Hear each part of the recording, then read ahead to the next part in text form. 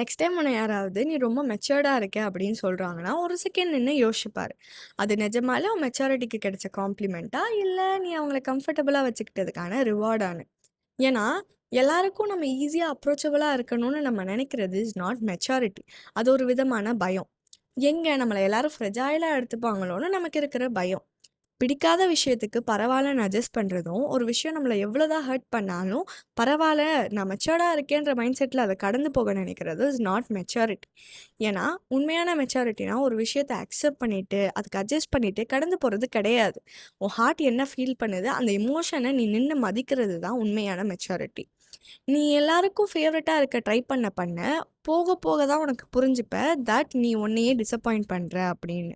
அதனால, next time மெச்சூரிட்டின்ற பேர்ல உன்னோட எமோஷன்ஸ மறைக்கிறத விட, நீ நின்னு உனக்கு என்ன ஃபீல் ஆகுதுன்றத புரிஞ்சுக்கோ.